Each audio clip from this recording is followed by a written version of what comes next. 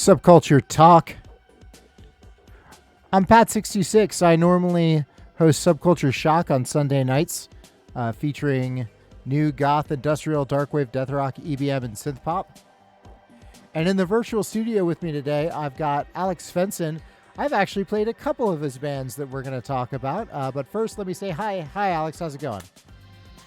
I'm fine. Hi. Nice to meet you. Thank you. It is much brighter over there than it is over here. Right now, it's still day's still trying to get going. Looks like the day's almost over for you. Yeah, but we have the midnight sun right now in Sweden, so it's kind of like this all the time. Wait, I'm not familiar with the midnight sun. What is this? It's like it's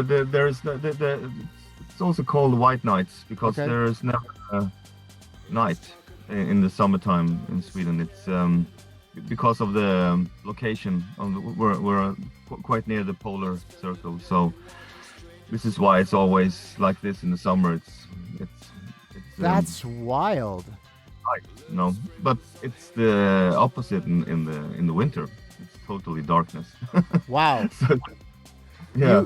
You are a horror movie waiting to happen. Yeah. Well, awesome. I have learned something new today, and we're not even 5 minutes in.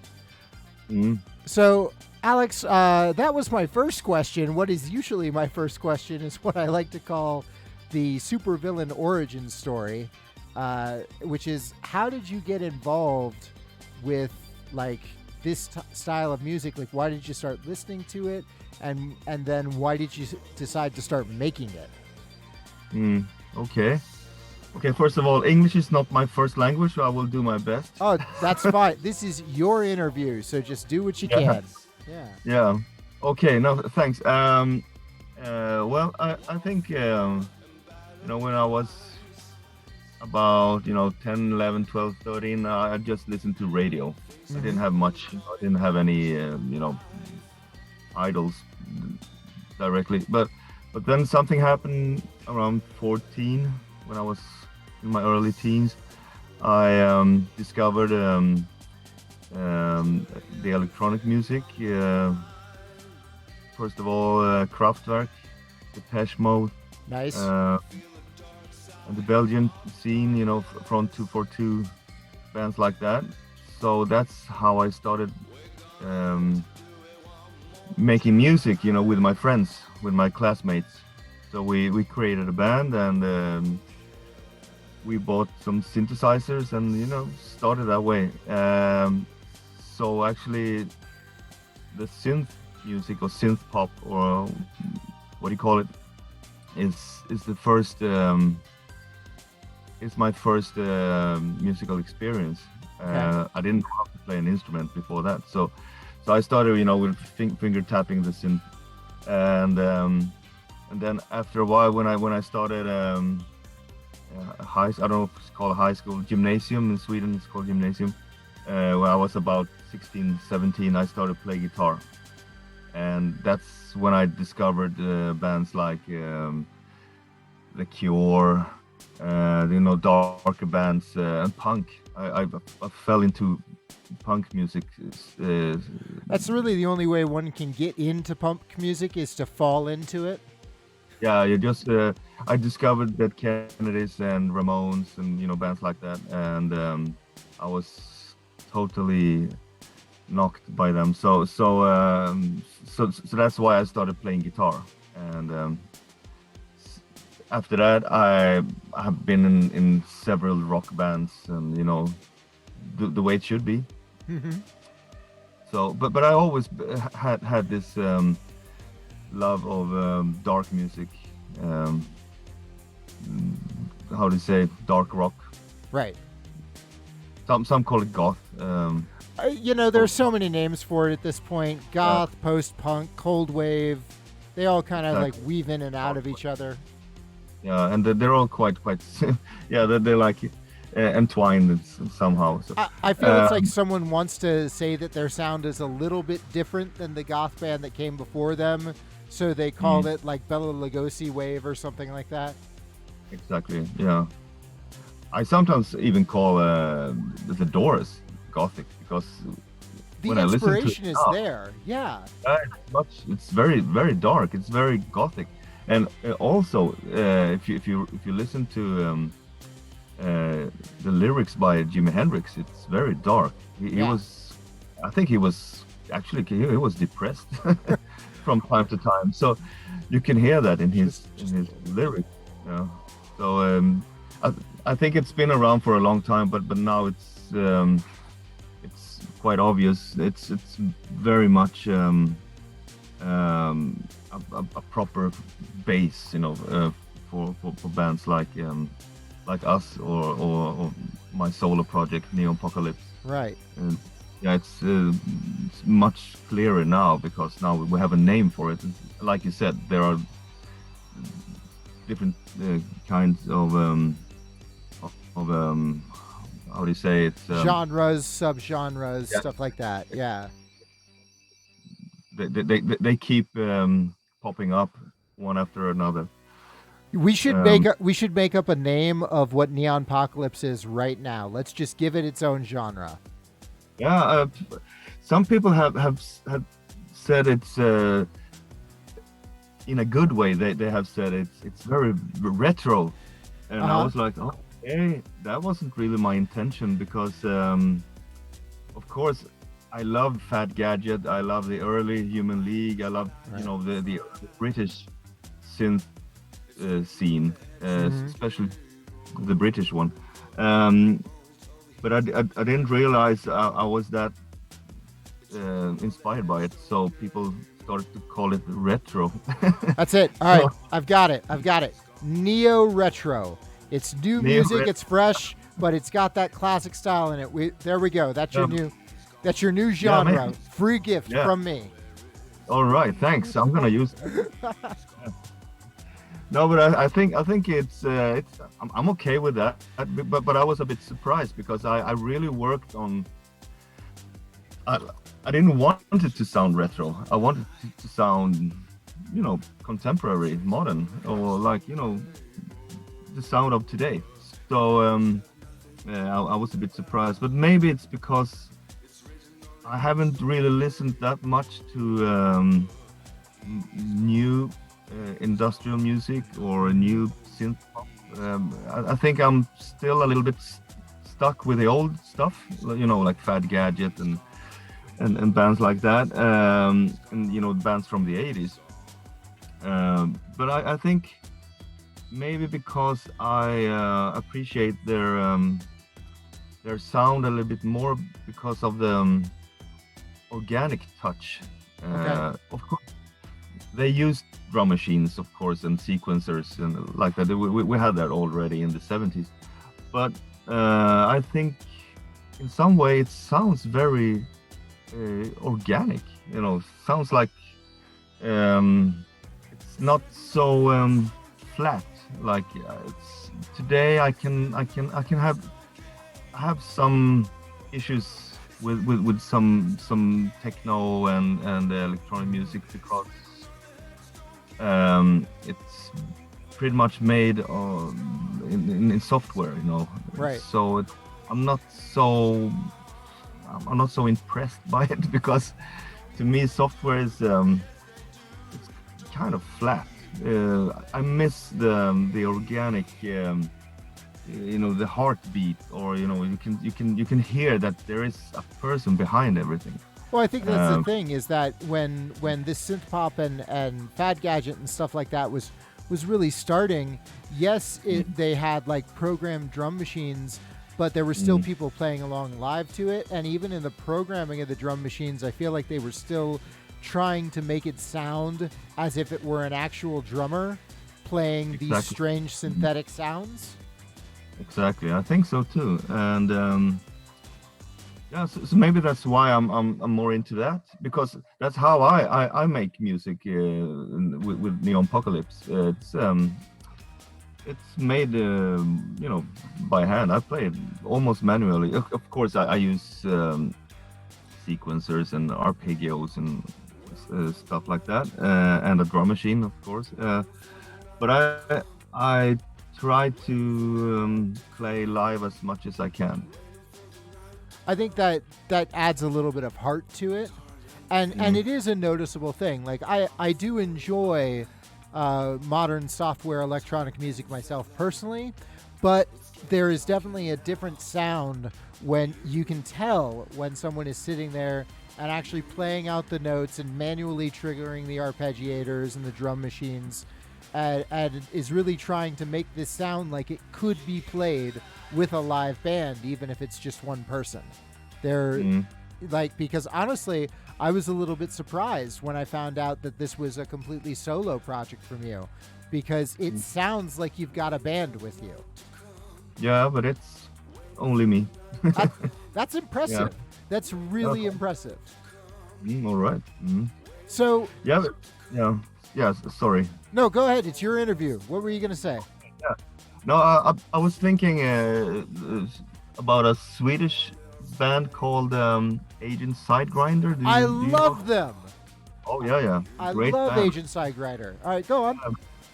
Friends of mine too, and I really love them too. And I remember when I saw them live the first time, and that was maybe 2014 or something.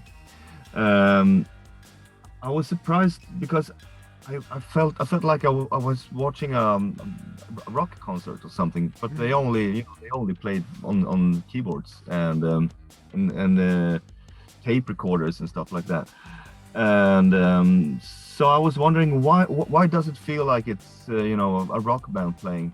And then I started looking at the stage, and they were all using amps. They had plugged in all the synths and the drum machine, and everything was plugged into amps, and they mic'd the amps and everything. That's why it sounded so organic on stage. So there's a warmth that you get from an amplifier. Like the amplifier adds color to the music. I'm starting to get what you mean by flat. Is that if something's just plugged into the soundboard, that's it. That's all you're getting. When it's in the amplifier, there's color added by the amp.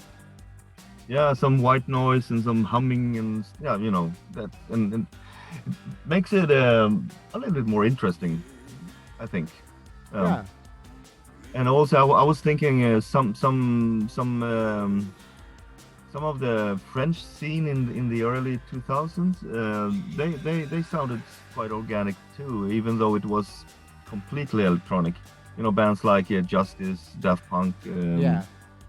And maybe that's something. Maybe they did something similar in the studio. Miking it up and via amps, or of course they used a lot of samplings.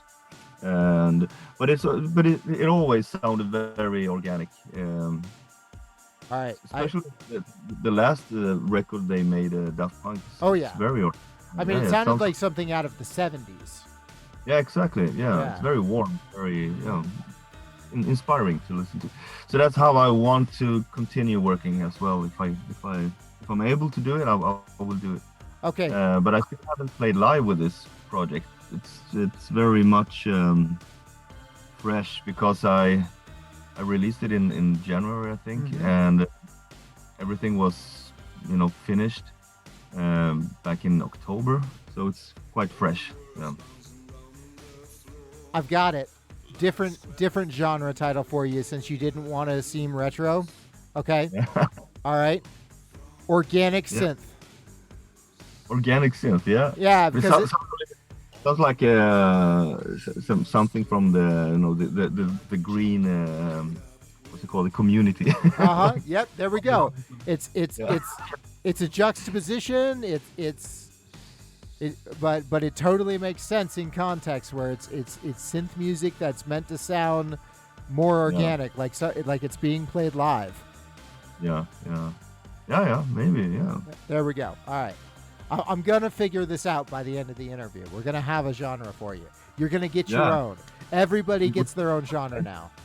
Yeah, we can have plenty of them. You never have only one. You have like at least 3 genres. There we go. Okay, so you can collect genres like Pokemon. We got it. Exactly. So you were playing. I've been playing Then Comes Silence on my show pretty much since I started getting music from them, and but for a few years, and I know that you're coming to the States in August to play with Then Come Silence. Then Come Silence is definitely more of like, there's a lot more rock and goth rock involved with that. So what made you want to kind of do Neonpocalypse as a side project? Well, I have always wanted to pick up the synth music again. Go back to, you know, when I was 14, 15 years old, because that's where it all started. And but I never had time because there was always, you know, something else happening. And with Then Comes Silence, we have a lot of band practice, and we work quite a lot together. And I write music for Then Comes Silence constantly, and we tour quite often. And so when it's not pandemic, we have a lot of shows, you know, coming up, especially in Germany, because Germany is our biggest market. So I never really had time, but actually it was quite weird, because I started working on Neonpocalypse. I started, you know, the early ideas I had of, I didn't even have a name for it. But I started working on my solo project in December 2019, and then suddenly this Corona season showed up, and it hit the world. So I had some time, you know, to put some more focus into it, and yeah. So this is why I finally finished everything and was able to release it now. So the silver lining of the whole world shutting down. Yeah, you can say that. You know? Yeah. But you know, we worked a lot during the pandemic with Then Comes Silence as well, because, you know, up here in Sweden we didn't have we weren't that strict with lockdowns, and we weren't that isolated like the rest of the world. So right. We could meet, and we did meet, and we had a lot of band practices, and we started I think we did like 4 live streams, and I think I remember also, those. Yeah, we had a couple of shows last year, because there was like an open window between May and September. Yeah. And everything seemed totally fine in Europe. We went to Poland, we played in Czech Republic, Germany, and then suddenly it struck back again, you know, the Corona. So we had some, you know, at least we could play a little bit. Right. Yeah, but I think Then Comes Silence is quite different. It's a rock band. Yeah. We're 4 guys, the classic combo lineup, you know, drums, bass, 2 guitars. And we don't use any synthesizers on stage. We don't use any backing tracks, nothing like that. It's pretty much just totally live. Yeah, it's totally live. It's a rock band, and that's how we want to do it. Even though we have a lot of synthesizers on the records, it's not the same live. I think it should sound a little bit different when you play live. So, but I don't know how to, because I think I want to start playing live with Neonpocalypse too. But I don't have a band, and I don't want to start another band, because I'm pretty much busy with Then Comes Silence. So I don't really know what to do, because I would never, you know, put a laptop on stage and just. You don't want to come on stage, press play, and that's it. No, I hate that. I think it's so not sexy. So we'll see. I'm gonna figure out how to do it live, because I would need at least 2 more musicians, and we'll see what to do. Cloning. Yeah. There you go. Just clone yourself. Yeah. No, but I had an idea of, you know, asking other bands if they want to help me out and play live together with me, and becoming like how to say, like session musicians Right. for the band, if they have time. So Yeah. we'll see, and make it a little bit more punky, maybe live, and not so strict following the recordings. Just do something else. We'll see. Here's have the plenty- key. Here's the time signature. Go have fun. Yeah, exactly. Yeah. Just do it. So we'll see. But I think I want to do it maybe this winter. Hopefully, I can arrange something, play live somewhere. That's something to look forward to. Yeah, I hope so. Yeah. But we're coming to US in August with Then Comes Silence, and we're doing doing it as support for another band called the Bellwether Syndicate. Ah. Yeah, with William Faith. Yeah, I've interviewed William Faith before, back when I was on the radio. I love him. Great guy. Oh yeah, such a nice guy. Yeah, we have become friends. It's but I have never met him. But we have Zoomed, and we have chatted quite a lot on Facebook. But it's gonna be really exciting. But we're still waiting on the artist visa application. It's still it's not Yeah, the red tape. fine. But it's we don't have a date. We don't know when it's all ready to go. But You just know it's happening. yeah, it's gonna happen. Fingers crossed. Yeah. Maybe we have to pull some strings somewhere. I don't know. Yeah. Or our American friends will help us. I don't know. We'll figure it out. You can play in my living room, but not many people will fit there. Yeah. Yeah. So when you sat down and really started making music for Neonpocalypse, obviously you wanted to make it different than Comes Silence, because then Comes Silence is a rock band. Neonpocalypse is more like synth and that sort of thing. Did you try Did you try? Was the goal to really try to make it different, or did you just write what came to mind and it happened to be different? I think it was like 50-50, because I really tried to it, and then it just happened.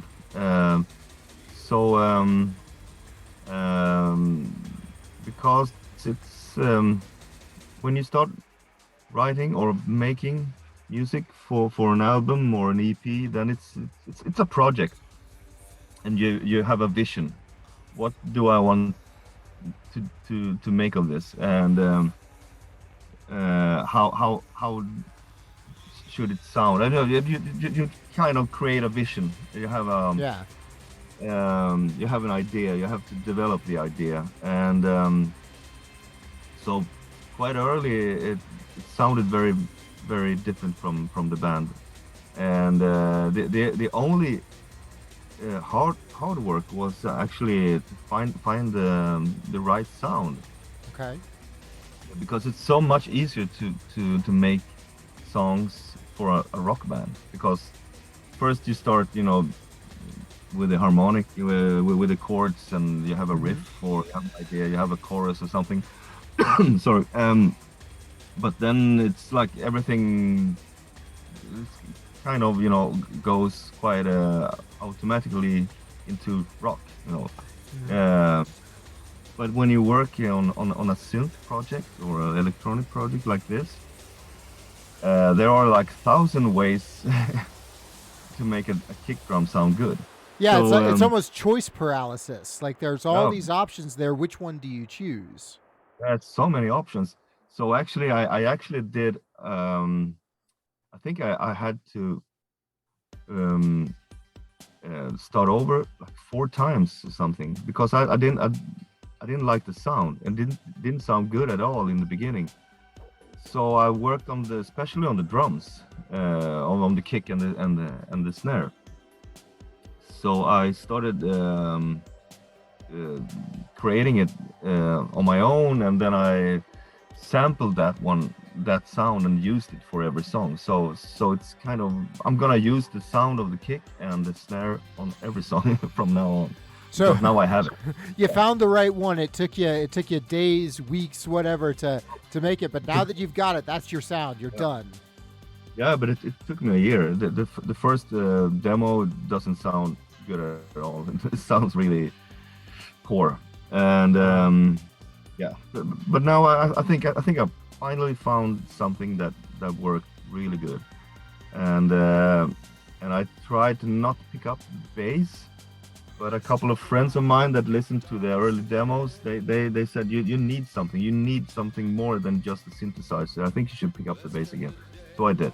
Yeah. So that's why I have the bass mixed into all the electronic stuff. So going back to the conversation then that we had at the beginning about trying to make it more organic, I think that's where this comes from, why it sounds this way, because even though it is a synthetic kick drum and drum kit, you worked hours to find, or a year to find the right one.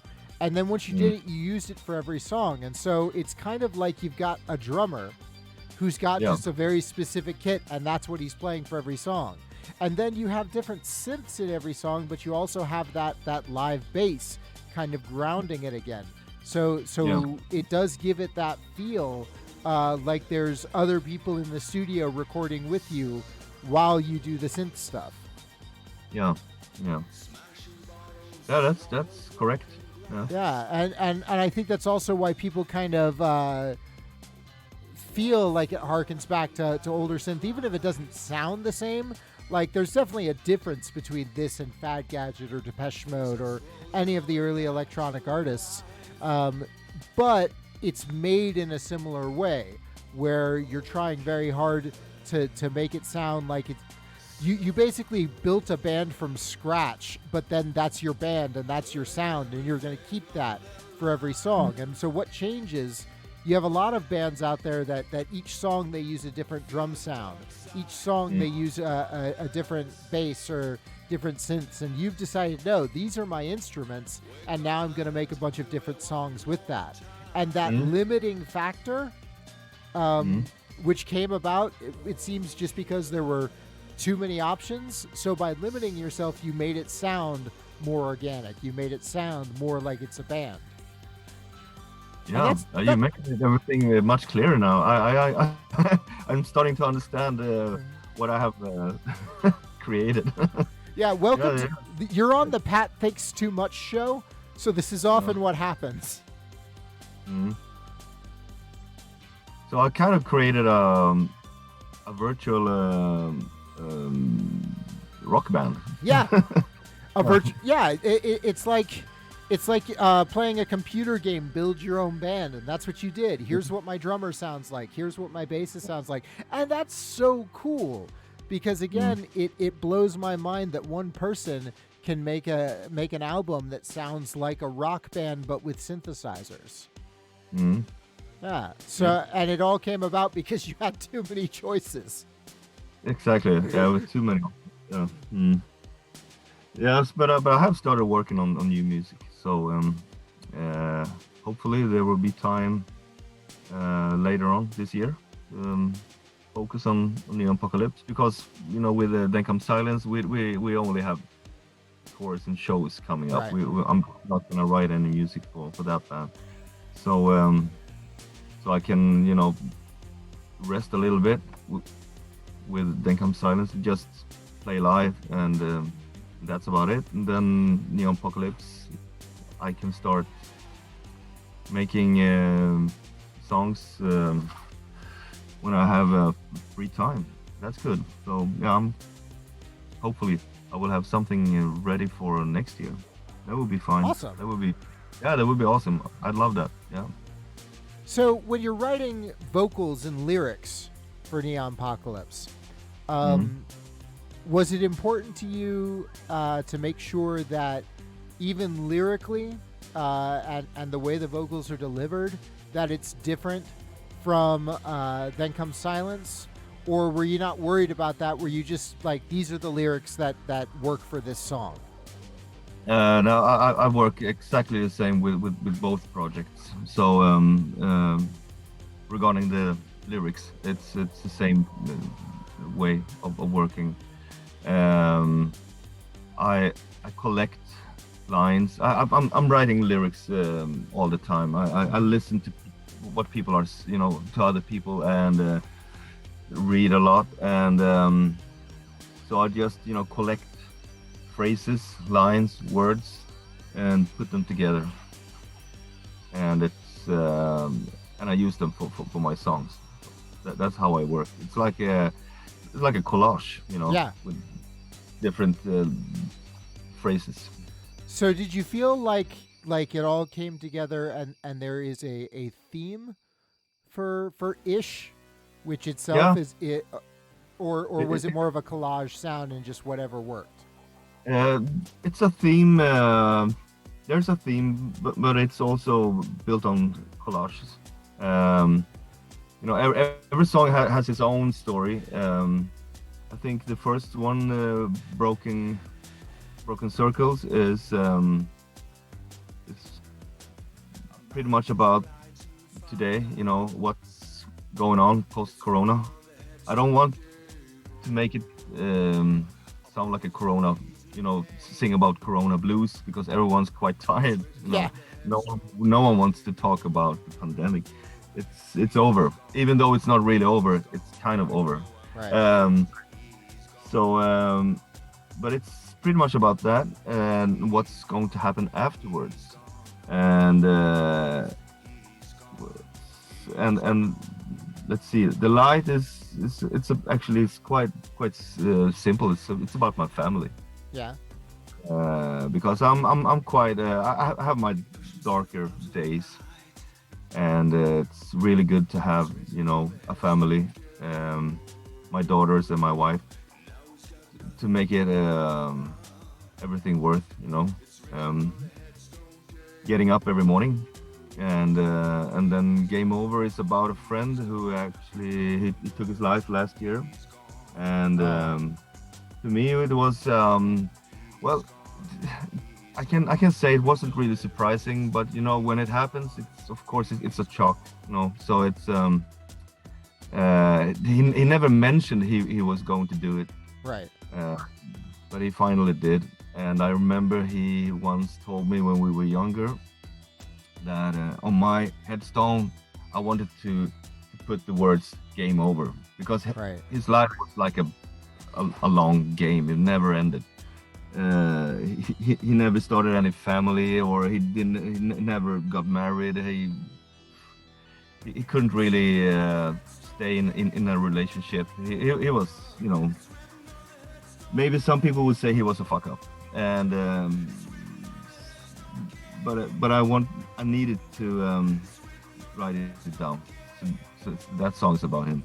And it's interesting because that song in particular is very efficient in its lyrics. There's not a lot of there's just a lot of repetition of certain phrases that really nails it home, of just like, no matter what emotions come out of it, he's gone, it's over.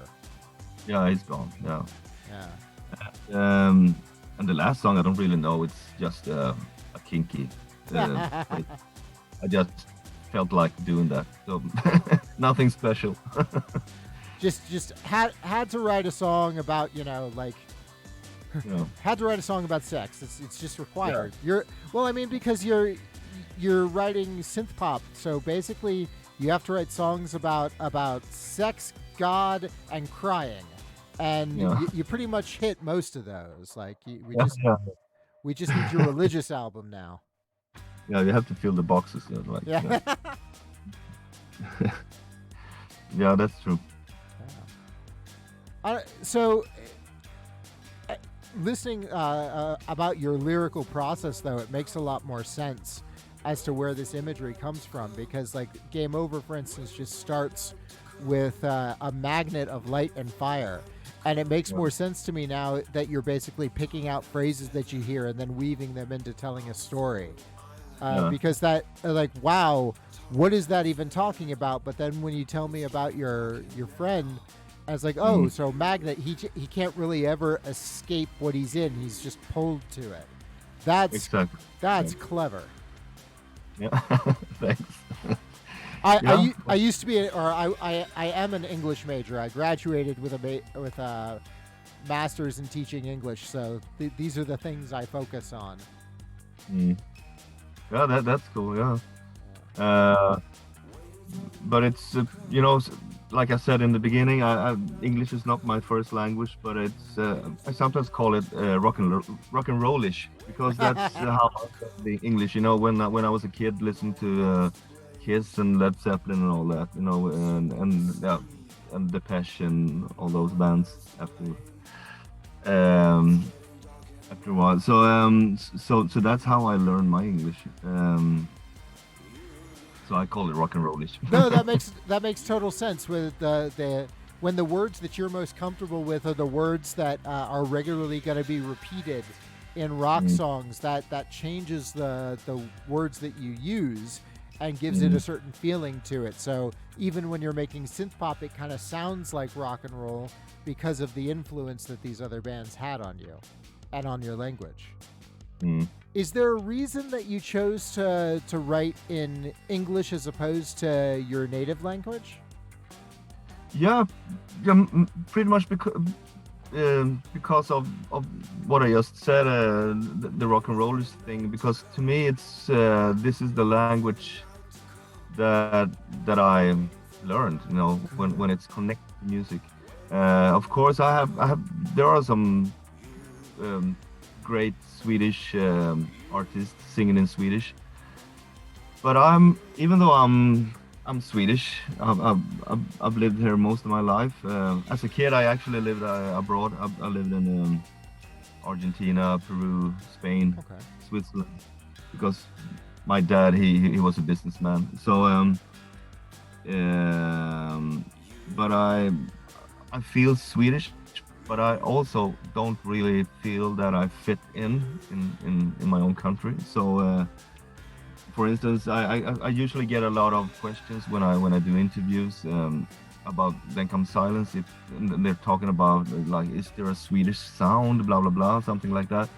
But I keep saying that no, I don't really feel that I have something in common with the Swedish bands around me. I pretty much feel that I have more in common with like Ash Code or bands from other countries. So it's I don't really I'm not 100% Swedish because I live here and I work here and I talk Swedish, but I don't really feel like singing in Swedish, and I don't really feel like I don't have the need of the Swedes don't have to love me, if you understand what I mean. No, it makes complete sense. Like you live in that place, but you never really feel a part of it, and you feel more like you're at home, even if you're talking online with people that are into more of the dark music, whatever language they speak. You connect more with them, and you feel like that's where your home is with that music. Congratulations, you're a goth kid. Because that's a universal feeling for all of us, is that I live here, I do this thing, like here I am, I'm in a little town in Virginia, and I live here, I work here, but I don't really feel a part of here, and I feel more myself right now talking with you about similar things. We're in the same country right now in this conversation, and it's the country of music. Exactly. That's pretty much what I feel too, because I'm on Facebook every day, and it's and Instagram and all other social media. But it's always fun to read what my Peruvian goth friends are posting, or American goth friends, or Italian goth. It's different, but it's also not different. Right. It's pretty much the same thing we're talking about. So to extend the language metaphor, it's just different dialects of the same language. Yeah. Yeah. So it's lovely to have this culture that unites people from all over the world. We should have more people from Japan and from Australia or something like that, because I think we miss people from other places. There's some great stuff in New Zealand. and Australia. Like you can check out. I just did an interview a while back. Oh man, with Ant Bannister, who does things like what was? It's of course blanking on me right now. Yeah, no worries. No, it's okay. It'll come back to me, but no, but of course there are some Sequential Zero. There it is. Okay. What's the name again? So Sequential Zero is his current project, and like 2/3 of it is based in Sydney. Him and a friend of his, and then the other half is over in America. I interviewed them recently, and he's also a part of Sounds Like Winter. So like, there's definitely stuff to connect with down there. You should just follow me on Facebook, and you'll meet all these people. Yeah. I will definitely. Yeah, but there are a lot of great bands from Australia and from in different genres. Bands like Saints, or even Easy. That's like the early Bon Scott years. Midnight Oil, stuff like that. Yeah, I love Midnight Oil as well. Yeah, it's good. Nick Cave, yeah. Plenty of. You're right. Well, and you're right though. I feel like we need to find more. We need to find these dark musicians in every country. Just have like a world network of them. Yeah. But I still miss the Japanese scene. I haven't really found any interesting, or maybe I just I need to work a little harder. I don't know. Just dig deep and look. Yeah, Japanese bands, if you're watching this interview right now, silentmuse@gmail.com. Send me your music. I will play it, and then I will send it to Alex so that he knows you're there. Lovely. I'm looking Look, we found them. Yeah. Wow. I love the natures of these conversations, because I definitely did not think we were going to be talking about Japanese goth music when I started this interview. So to kind of get back to your music, we know there's a Then Come Silence and Bellwether Syndicate tour coming up. Where can people find your music? Where can we find Neonpocalypse and Then Come Silence? You can find it on all platforms, and on all digital platforms at least.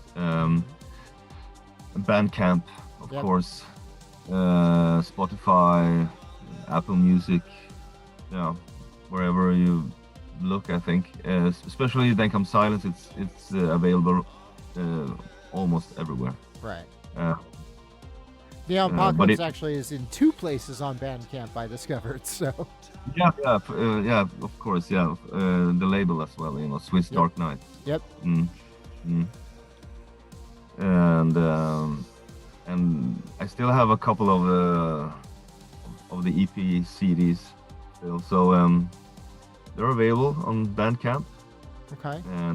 And it's limited, so when they're sold out, it's sold out. Ah, noted. Yeah. And it sounds like you're pretty active on Facebook and Instagram with Neonpocalypse and Then Come Silence, so people can follow you there. Yeah, I am. I should be. I should work a little bit harder with Neonpocalypse right now, but I'm not really. I'm pretty busy with Then Come Silence. Well, that's why we're having this interview, so people know Neonpocalypse also exists. It's also awesome. Yeah, but you're so helpful. No, but it's I'm pretty busy with Then Come Silence because we have a new album out this year, and there's a new single coming up now, and a tour plan, and all that. So I don't really have time with Neonpocalypse at the moment. But of course, I always check in once in a while. Every now and then, just to see what happens with Neonpocalypse, of course. So it's quite hard to have two projects at the same time. I've just discovered. I have friends that have like 4 or 5 projects. I don't know how they do it. No, well, that's too much, I think. Yeah. I don't have the capacity. for more than 2.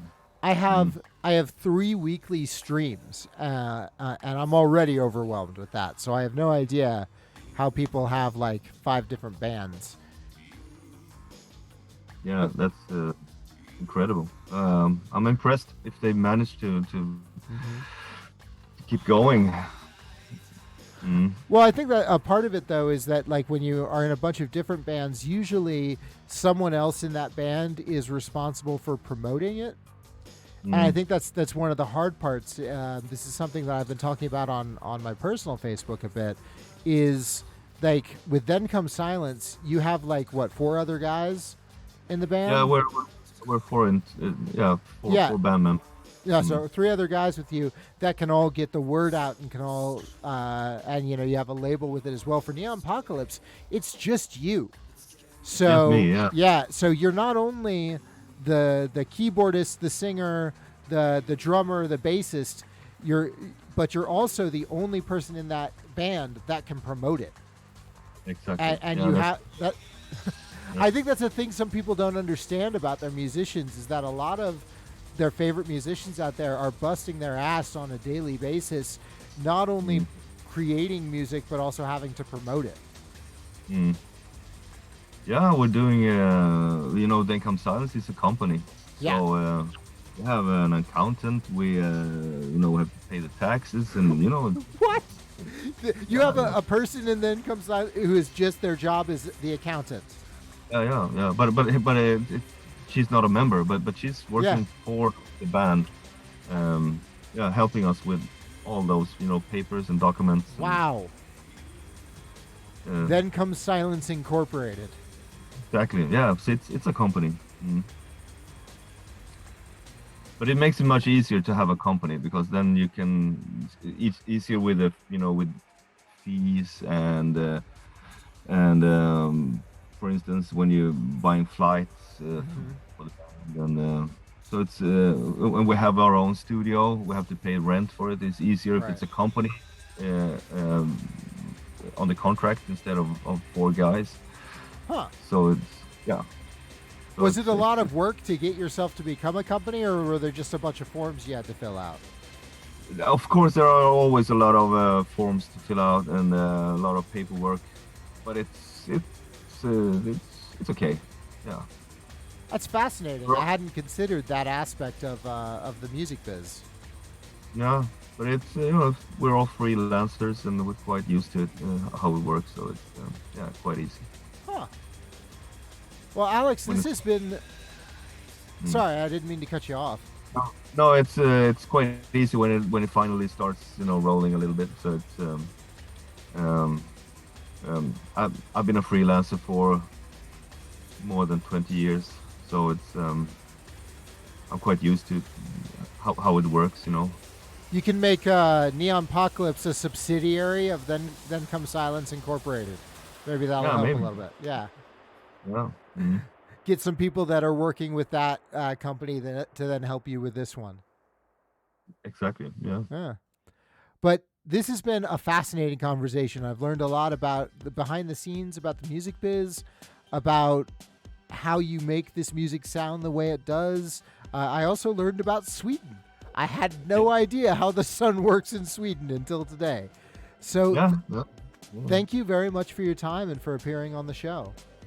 Thank you for having me. Yeah. It was nice talking to you.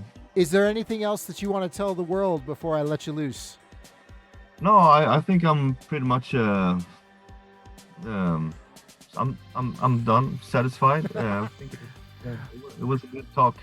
Well, friends and neighbors, if you're watching this on Twitch, stay tuned for the after party, a beat match mix show that's going to start off with some Neonpocalypse in it, and then see where we go from there. Also with live art being drawn on stream. And if you are watching this on YouTube, well, now you know that you can go to Bandcamp and get some new music from Neonpocalypse and Then Comes Silence. Thank you very much for watching, and thanks for joining me. And you all have a good day or night or whatever it is in the eternal sun. Bye. Bye-bye.